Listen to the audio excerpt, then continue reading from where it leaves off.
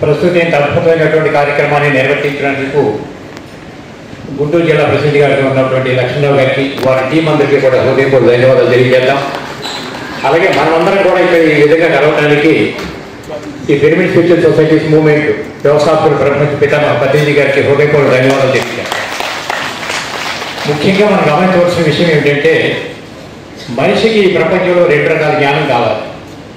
ఒకటి ఏమిటంటే భౌతిక రకమైనటువంటి జ్ఞానం. ఈ భూప్రపంచం మీద ఆనందంగా ఆరోగ్యాన్ని జీవించడానికి భౌతికపరమైనటువంటి జ్ఞానం ఎట్లా ఉపయోగపడుతుంది ఒక పార్ట్ అయితే, ఏ ఆధ్యాత్మిక సంస్థ పేరు పెట్టినప్పటికీ ఎటువంటి సాధనలో మనం ఉన్నప్పటికీ కూడా ఆ సాధన యొక్క పూర్తిగా మూలాల్లో కానీ మనం వెలగలిగినట్లయితే నేను అనబడే దేహ పదార్థం కాదు ఆత్మ పదార్థం అనేటటువంటిది భగవద్గీత నుండి ప్రతి ఆధ్యాత్మిక సంస్థ ప్రతి గురువుడు చెప్పేటటువంటి విషయమే. అయితే మనమంతా సాధన ద్వారా కనుక ఒకసారి ఆత్మానుభూతి కనుక పొందగలిగితే ప్రతి జీవిలో ఉన్నది అదే చైతన్యం, ప్రతి జీవిలో ఉన్నది అదే ప్రాణం అనుకున్నప్పుడు మన ప్రాణం మీద మనకెంత తీసుకుంటుందో ప్రతి ప్రాణికి దాని ప్రాణం మీద అంతే తీసుకుంటుంది అనే సత్యం మనం ఎప్పుడైతే గ్రహించగలుగుతామో హింసా ప్రభుత్వం నుంచి మనం బయటకు వచ్చేస్తాం. ఆ ఒక్క విషయం తెలియజేయడం కోసమే ఇంతమంది గురువులున్నా, ప్రపంచంలో ఎన్ని రకాలైనటువంటి ఆధ్యాత్మిక సంస్థలున్నా ప్రతి వ్యక్తి ముందు మనం తెలుసుకోవాల్సింది ఆత్మవంత జీవించే స్థాయి ఎదగాలి. అయితే దేహవంత స్థాయి నుండి ఆత్మవంత స్థాయి ఎదిగితే తప్ప మనిషిలో ఆ సహోదరం అనేటువంటి రాదేమో అని చెప్పి అనిపిస్తూ ఉంటుంది. ఈ ఎప్పుడైతే కృతయుగం సత్యయుగం నుంచి 4 పాదాలు ఉన్న ధర్మం త్రేతాయుగంలో 3 పాదాలకు వచ్చి ద్వాపరయుగంలో 2 పాదాలు అయ్యి కలియుగంలో 1 పాదానికి వచ్చిందంటే ధర్మం ఎంతగా క్షీణిస్తుందో మనకు తెలుసు.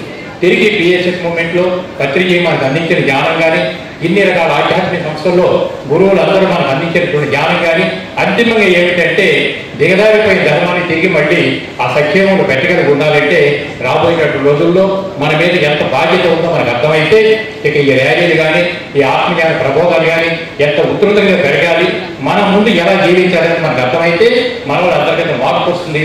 ఈ మార్పే యూనివర్స్లో ఉన్న ప్రతి వ్యక్తి మారడానికి కాకపోతామని మరోసారి నేను కోరుకుంటూ ఇంత అద్భుతమైన కార్యక్రమం నిర్వహించిన పెద్దలకి వచ్చినటువంటి మహానుభావులందరికీ కూడా మరొకసారి హృదయపూర్వక ధన్యవాదాలు నేను తెలియజేసుకుంటూ థ్యాంక్ యూ.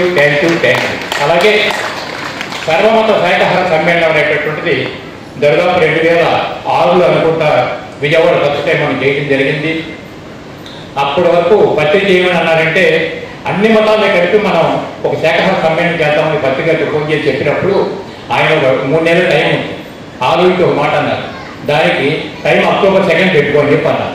అంటే 3 నెలల ముందు ఓకే సార్ అట్లాగైనా అక్టోబర్ 2 గ్రౌండ్ బుక్ చేసి మా పనులు మేము చేసుకుంటాం. అన్ని ఆధ్యాత్మిక సంస్థలు పెద్దలు పెరుగుతాయి, అన్ని మతాల పెద్దలు పెరుగుతాయి. తర్వాత ఒక 10-15 రోజుల్లో 20 రోజుల్లో డిసైడ్ ఏంటంటే ఐక్యరాజ్య సమితి నుండి ప్రతి సంవత్సరం October 2 international non violence day కింద డిక్లేర్ చేయడం జరిగింది. ఎట్లాగైతే జూన్ 21 యోగా డే కింద డిక్లేర్ అయిందో ఈ మధ్య రీసెంట్గా every year December 21 meditation day కింద డిక్లేర్ అయిందో అలాగే ప్రతి సంవత్సరం అక్టోబర్ 2 అనేది ఒక ఇంటర్నేషనల్ నాన్ వైలెన్స్ డే కింద డిక్లేర్ చేయింది. అంటే గురువుల యొక్క ముందు చూపు ఎలా ఉంటుందనే ఆధారంతో ఆ విషయాన్ని గుర్తు చేసుకుంటూ మరి వచ్చిన వారందరికీ కూడా మరొకసారి ధన్యవాదాలు తెలియజేసుకుంటూ థ్యాంక్ యూ.